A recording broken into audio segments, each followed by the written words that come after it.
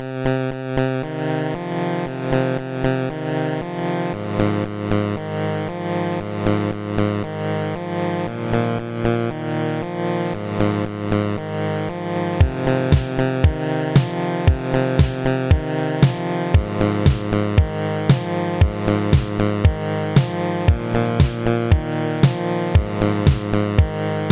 start part 3 at the Talladega Super Speedway for the Winston 500.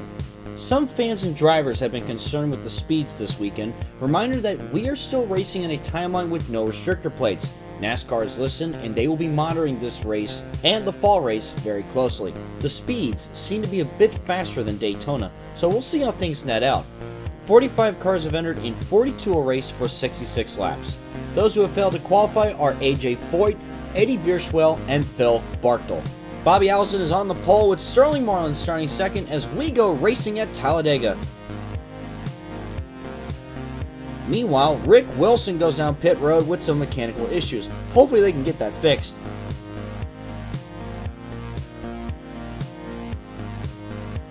Bobby Allison leads lap 1. As you can tell, the speeds are closing in at almost 220 miles an hour.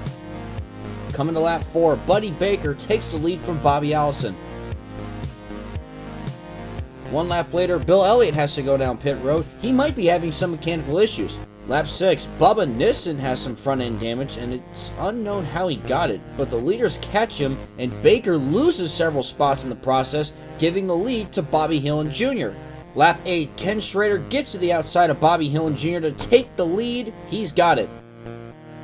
One lap later, Phil Parsons blows an engine and his car breaks down, loses control of it, causing others to flinch, meaning Greg Sachs and Ken Bouchard get into each other and thankfully not head on into the wall. Thankfully no one else was involved, but the caution does come out. Both drivers are also okay. As they come back to take the caution, Terry Labonte slides in front of Daryl Waltrip. Labonte goes for a spin and he hits the wall. During pit stops, Ken Schrader, the leader, comes off pit road and collides with Davey Allison, and this will surely cost Schrader the lead. Lap 15, Dale Earnhardt restarts as the leader, Ken Schrader second, Alan Kulwicki third, Jeff Bodine fourth, and Mark Martin in fifth. Lap 16, Alan Kulwicki takes the lead and he is chasing his first career cup win. In lap 18, here comes Michael Waltrip and he takes the lead, but on that same lap, Davey Allison gets by Michael Waltrip and the member of the Alabama gang leads the way. At this rate, the lead is changing more than I can keep up. By lap 20, Dale Earnhardt is back out in front.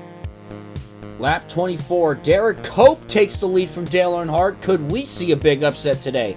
But coming back around, Jeff Bodine now leads as Mark Martin comes approaching. Lap 25, Martin and Bobby Allison duel for the lead.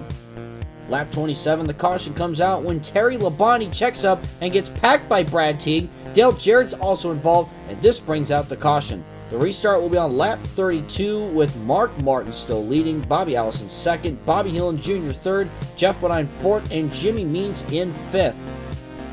Lap 40, Bobby Allison takes the lead from Mark Martin. However, it wouldn't last long as Martin is able to take it back. Allison gets held up by lap traffic. Lap 44, Michael Waltrip ends up blowing an engine and his day is done. A tough break for that 30 team. Lap 52, Mark Martin comes down pit road for green flag pit stops. For the time being, by lap 59, everything has cycled through and it's Mark Martin versus Jeff Bodine as Martin leads. Then Bodine gets held up by the lap car of Greg Sachs. Coming to lap 62, Mark Martin gets blocked by lap traffic, giving Jeff Bodine the lead. As they come to 2 to go, Jeff Bodine gets held up and Bobby Allison takes the lead. Can he hold on? And because of that, Mark Martin is back in the running again. And where did Alan Kulwicki come from? Coming to the white flag, Mark Martin has come back. He takes the lead from Bobby Allison. And coming to the checkers, Allison can't get there. Mark Martin is going to win at Talladega and his first win since the spring Bristol race in 1986. Mark Martin's your winner, and he is locked into the 1988 All-Star race. Bobby Allison is second, Jeff Bodine third, Alan Kawicki fourth, Dale Earnhardt fifth, Bobby Hillin Jr. sixth, Davey Allison in seventh, Derek Cope in eighth, Ken Schrader ninth, and Dave Marcus rounds out the top 10.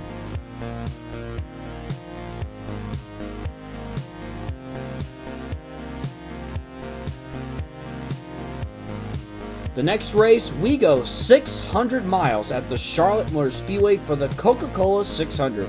49 cars have entered, 42 will race, and there will be 140 laps. Those who have failed to qualify are AJ Foyt, Sorel Vandermeer, Eddie Bierschwell, Donnie Allison, JD McDuffie, Mark Stahl, and Rodney Combs. Rusty Wallace starts on the pole with Alan Kawicki starting second as we go 600 miles in Charlotte.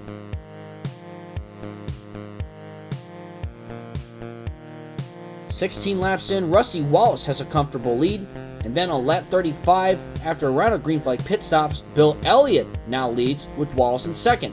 Lap 61, Bill Elliott has a 4-second lead, Terry Schoonover is second, Rusty Wallace is right behind him in third. Then Wallace gets by him for second. After a debris caution comes out, we restart on lap 90 with Daryl Waltrip leading, Dick Trickle in second, Rick Wilson third, Bill Elliott fourth, and Bobby Hillin Jr. in fifth. Lap 96, after fighting with the lap car of Dale Jarrett, Dick Trickle takes the lead from Daryl Waltrip. Bill Elliott is there as well. Lap cars are all over the place, and on lap 99, Bill Elliott retakes the lead. But Dick Trickle quickly fights back to take the lead from Elliott. Then on lap 101, Elliott comes fighting back, and he's back out in front.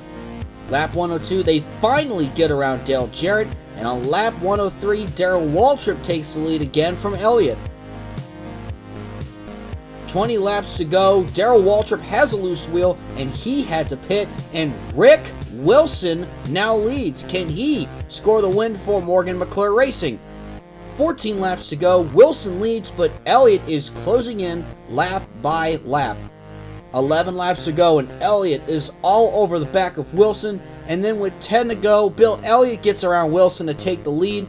Wilson hangs on, but Elliott had the faster car, and he gets his first win of 1988 at the Coca-Cola 600. This race had 1 caution, 19 lead changes among 9 drivers. Bill Elliott's your winner, Rick Wilson gets second, a good run for him, Rusty Wallace in third, still chasing a win, Dick Trickle in fourth, Phil Parsons fifth, Lake Speed sixth, Morgan Shepherd gets seventh, in eighth was Mark Martin, ninth Ricky Rudd, and Terry Schoonover in 10th.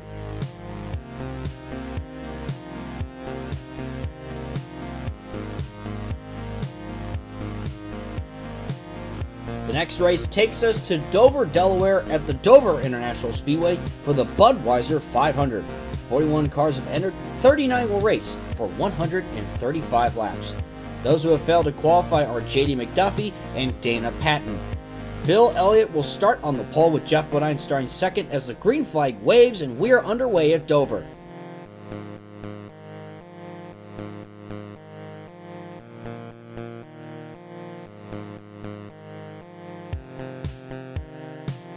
Bill Elliott leads until a restart on lap 30 with Davey Allison now out in front.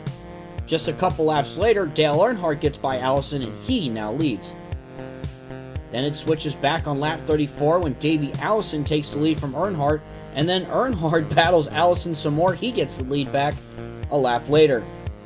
Lap 40, Lake Speed takes the lead from Dale Earnhardt, and then on lap 45, Ken Schrader gets into Davey Allison, sending them both into the wall to bring out the caution. And as everyone slows down, Ricky Rudd runs into Richard Petty with Dale Jarrett bumping into Rudd, then Rodney Combs hits the 88 of Ricky Rudd. Lake Speed leads at the restart on lap 50 with Earnhardt second and Terry Schoonover in third. After another caution, Lake Speed leads at the restart on lap 79, and shortly after, Daryl Waltrip would take the lead on lap 82. Next caution comes out on lap 85 involving Brett Bodine and Buddy Arrington. Daryl Waltrip leads at the restart on lap 91, and by lap 121, Lake Speed has taken the lead from Waltrip. After another caution, we restart on lap 128 with Michael Waltrip the leader and Lake Speed in second. Speed is stuck behind the slower Waltrip and the other Waltrip zooms by for the lead. Then we get our Dover half-pipe on lap 130 when Dale Earnhardt gets into Rick Wilson.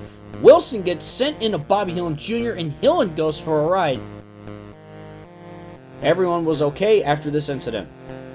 And on lap 144, it's Daryl Waltrip versus Terry Labonte. Two drivers definitely in need of a win.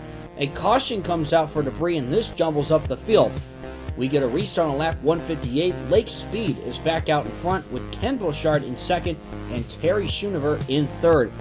And then there's a big caution right after the restart when Michael Waltrip turns Neil Bonnet into Terry Labonte. Mark Martin hits Labonte having nowhere to go. They go towards the wall and Labonte and Martin go flipping. Mark Martin was okay after this crash. Meanwhile, Terry Labonte, feeling absolutely frustrated after winning the championship last season, he's having a struggling season. We try again when we restart with 13 laps to go, and on 9 laps to go, Dale Earnhardt has caught Lake Speed in an instant and he will blaze right by him for the lead, but it's not over as Dale Earnhardt didn't have enough fuel and he pits with 2 laps to go. The same case goes for some of the leaders, and the winner of the race ended up being Bill Elliott. His second win in a row, he gets the checkered flag. Michael Waltrip ends up finishing second, Ernie Irvan in third, Dale Jarrett fourth, Bubba Nissen fifth, Neil Bonnet sixth, Phil Parsons seventh, Buddy Baker eighth, Daryl Waltrip ninth, and Rodney Combs rounds out the top 10. Dale Earnhardt, meanwhile, would finish 11th.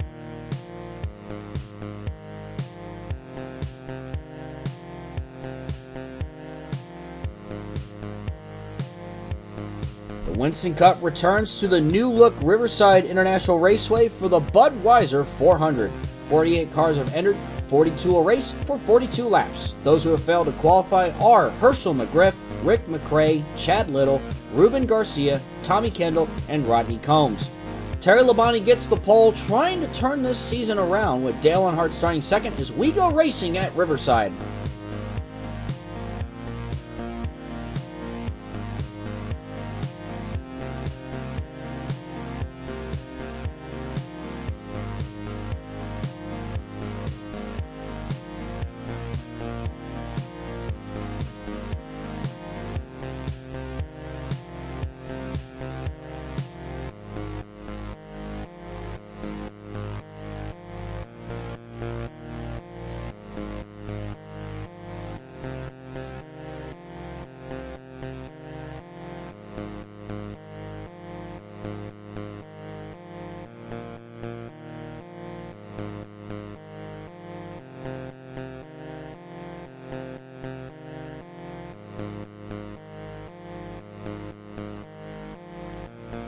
Earnhardt quickly takes the lead after the green flag, and like the Busch race, it was dominated by one driver, and it was the Dale Earnhardt show as Earnhardt would lead the way throughout the race, and he'll go on to get his 5th win of the 1988 season at Riverside. Dale Earnhardt's your winner, Rusty Wallace 2nd, Lake Speed 3rd, Dick Trickle 4th, Ricky Rudd 5th, Phil Parsons 6th, Mark Martin 7th, Sterling Marlin 8th, Neil Bonnet 9th, and Terry Labonte rounds out the top 10.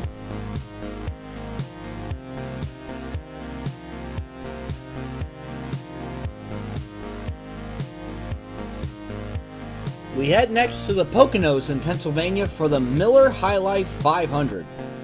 45 cars have entered, 42 will race, and there will be 70 laps. Those who have failed to qualify are Jimmy Horton, Mike Potter, and Brad Knopfsinger.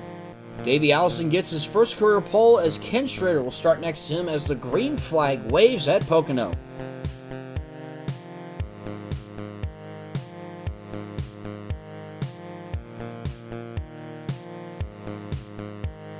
Davey Allison would come back around to lead lap 1. Lap 3, Lake Speed passes Ken Schrader for second, and then on lap 4, Lake Speed takes the lead from Davey Allison. Lap 13, Daryl Waltrip gets to the inside of Lake Speed, and now he is out in front, still trying to get a win this season. Then on lap 23, Rusty Wallace takes the lead from Daryl Waltrip, and he is still chasing his first career win. Lap 33, some of the leaders begin their round of green flag pit stops. By lap 38, Rusty Wallace still leads, Bill Elliott 2nd, Daryl Waltrip 3rd, Lake Speed 4th, and Davey Allison in 5th. Lap 40, Bill Elliott finally gets around Rusty Wallace to take the lead, and on lap 48, Rusty Wallace is trying to find some way to get around Bill Elliott. He wants that win. A couple laps later, we get another round of green flag pit stops, and then on lap 55, the caution comes out when Jimmy Means bumps into the back of Morgan Shepherd, bringing out the first caution of the race. But that wasn't all. Coming up behind them, Rusty Wallace and Bill Elliott are running back to the line, and they try to get around the lap car of Ernie Irvan, but Wallace turns Elliott, collecting Irvan, and all three go into the wall. Major implications at Pocono. Rusty Wallace with heavy damage, and Lake Speed with nowhere to go. He slams into Ernie Irvan. He's been having a solid day too. During the caution, Daryl Waltrip stays out while everyone else goes down pit road. We restart with 10 laps to go. DW leads with Mark Martin second, Buddy Baker third, Ken Schrader fourth, and Davey Allison fifth. And just shortly after the restart, Daryl Waltrip had some issues and he has to go down pit road. It's a 4-car battle as Bobby Gearhart is trying to stay in front of the leaders. 8 to go, and Ken Schrader now takes the lead. Terry Labonte moves to second. Then coming with 5 to go, Terry Labonte makes the move to the outside of Schrader to take the lead. Martin and Parsons are trying to chase them down too. 3 to go, Schrader and Labonte are side by side for the lead. Here comes Parsons as well, and Schrader takes the lead, coming to 2 to go. Coming to the white flag, it's a battle for the win. Labonte has a shot to get by Schrader. They head into turn 1, and Texas Terry will take the lead away from Schrader. This allows Phil Parsons to jump in the mix, but in the end, the defending champion, Terry Labonte, pulls away with the win at Pocono. Ken Schrader second, Phil Parsons in third, Buddy Baker in fourth, Mark Martin fifth, Davey Allison sixth, Jeff Bodine seventh, Alan Kowicki 8th, Bobby Hillin Jr. 9th, and Richard Petty in 10th.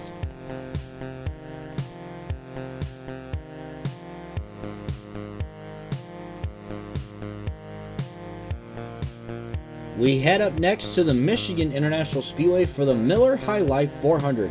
46 cars have entered, 42 will race, and there will be 70 laps. As for Mike Alexander, in real life, he replaced Bobby Allison.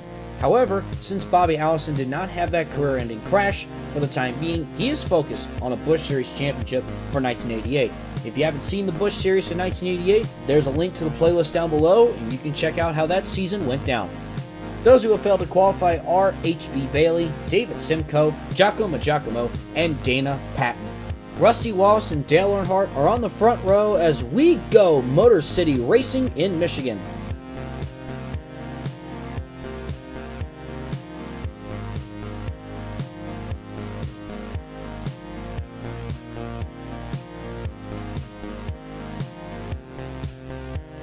Lap 3, Dale Earnhardt looks to the inside of Rusty Wallace and they battle for the lead. But then on lap 11, Dale Earnhardt is now out in front in his number 3. Lap 21, Dale Earnhardt has to pit as green flag pit stops begin and Lake Speed takes the lead. After everything cycles through on lap 28, Lake Speed and Mark Martin battle for the lead, and then on lap 29, Jeff Bodine jumps out into the lead. Lap 40, Bill Elliott now leads after passing by Jeff Bodine, and then on lap 41, Jeff Bodine answers back by taking the lead back from Bill Elliott. Then another lap later, we get a round of green flag pit stops, and a caution comes out that involved Harry Gant blowing an engine. And we restart with 19 laps to go, Ken Schrader leading, Brett Bodine second, Bubba Nissen third, Lake Speed fourth, and Jeff Bodine in fifth. Lap 53, here comes Brett Bodine trying to take the lead from Schrader, but Schrader fights back on the outside. Lap 58, 3 wide for second as they continue to chase Ken Schrader. Then a lap later, Jeff Bodine takes the lead with Bill Elliott following suit. Bubba Nissen tries his best to chase Bodine down, but it won't be enough for him as Jeff Bodine will get his second win of 1988 at Michigan. Jeff Bodine is your winner, Bubba Nissen second, Rusty Wallace third, Brett Bodine fourth, Richard Petty fifth, Ken Schrader sixth, Bobby Hillin Jr. seventh, eighth was Bill Elliott, ninth Terry Schoonover, and Daryl Waltrip rounds out the top 10.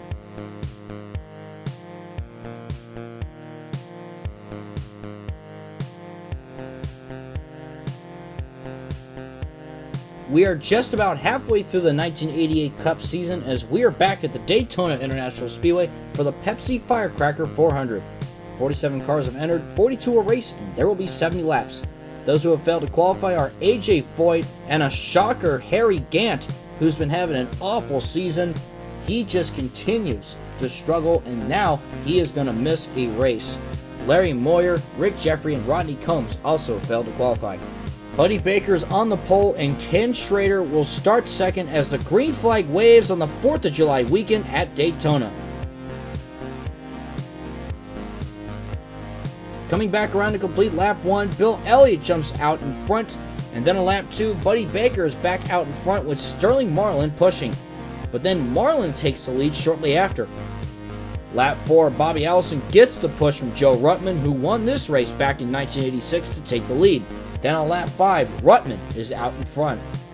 Coming to lap 6, Bubba Nissen takes the lead. He needs all the points he can to stay in the championship hunt. But then the lead goes back to Buddy Baker. Lap 7, Bobby Allison takes the lead once again. Then on lap 8, Bubba Nissen is back out in front. And on that same lap, Daryl Waltrip gets tagged by Bobby Hillin Jr. and goes spinning. He keeps going, and there's no caution. Coming to lap 9, Phil Parsons grabs the lead from Nissen, and coming to lap 10, Rusty Wallace, still chasing his first career win, takes the lead. But that doesn't last long as Bobby Allison takes charge. Lap 12, Phil Parsons is back in the lead, and coming back around, Ken Schrader takes the lead. Lap 15, Wallace is back out in front as they approach the lapped car of Morgan Shepherd. Then on lap 16, Ken Schrader takes the lead and laps Shepherd. Lap 20, we got a pack of cars now battling for the lead as Schrader tries to hang on, but Lake Speed catches up and will take the lead. Then on lap 22, Phil Parsons takes the lead, but right after that, Bobby Allison is back out in front, trying to find victory lane for the first time this season. Lap 23, the lead goes back to Ken Schrader, and then on lap 30, Terry Labonte takes the lead with Parsons in second. Then on lap 31, Bobby Allison takes it back. Lap 33, Ken Schrader now takes the lead.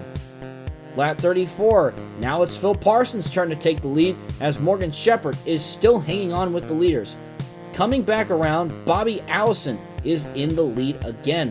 Coming to lap 37, Ken Schrader laps Buddy Harrington and gets around Allison for the lead. Lap 38, Ken Schrader comes down pit road for green flag pit stops. Lap 41, after everything cycles around, Bobby Allison leads with Schrader second and Parsons in third.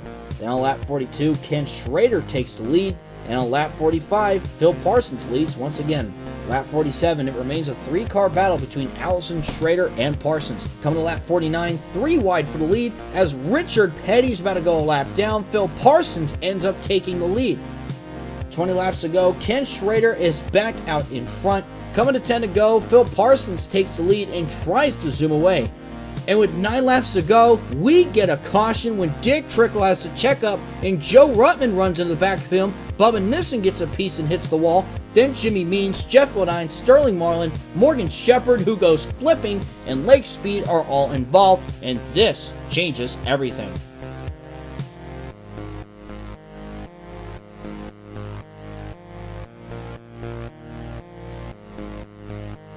Phil Parsons leads at the restart with 4 to go, and coming back around, Labonte goes for the lead.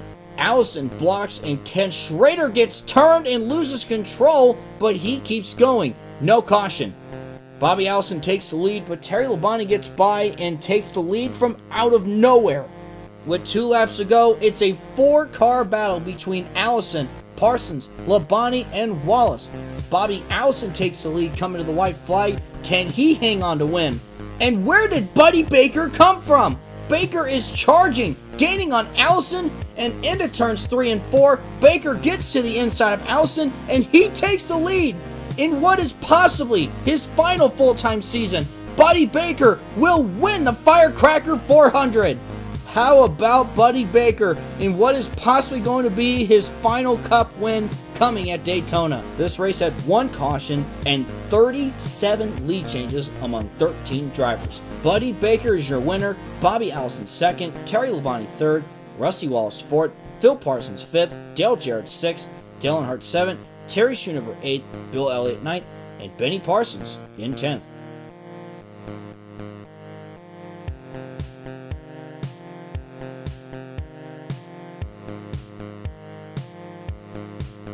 The final race we'll cover in part 3, we head next to the Nashville Fairgrounds for the Pepsi 420. 42 cars have entered, 36 will race, and we will race for 175 laps. NASCAR is working with the Nashville Fairgrounds on how they can fit a 42-car field on the track in the near future. In other news, Harry Gant has also announced that he will leave Mach 1 racing at the end of the 1988 season. Those who have failed to qualify are Eddie Bierschwell, Joe Ruttman, Rodney Combs, Rick Baldwin, J.D. McDuffie, and Brad Knopfsinger. Davey Allison is on the pole with Dale Earnhardt starting next to him as the green flag flies at Nashville.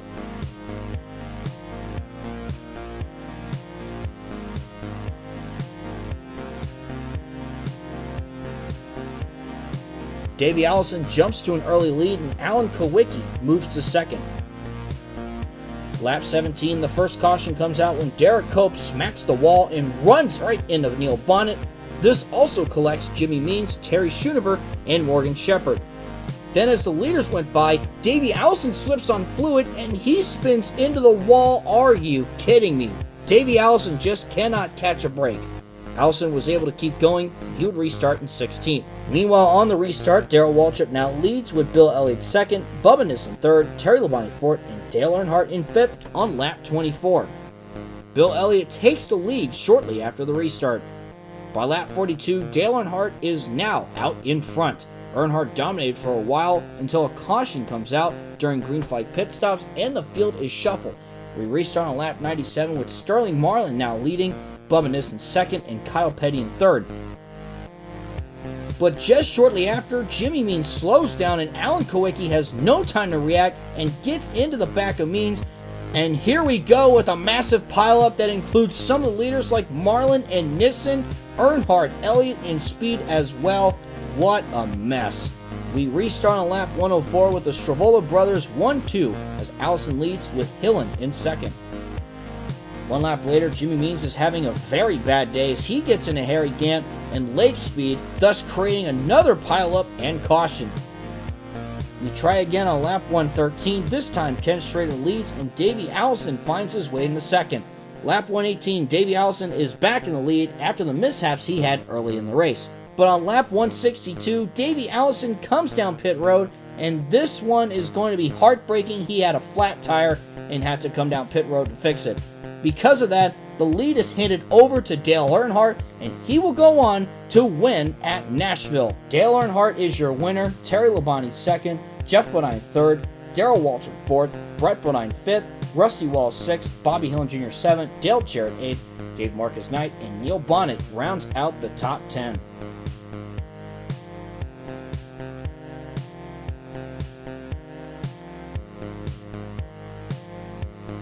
And that will conclude part 3 of the 1988 Winston Cup season for Sunday Night Lights. I want to thank you guys so much for watching, and be sure to comment down below the 2 drivers you want to see as the fan choice winner to be in the 1988 All-Star race. And with that being said, thank you guys so much for watching. I'm Sonicals831, and I will see you in the next video.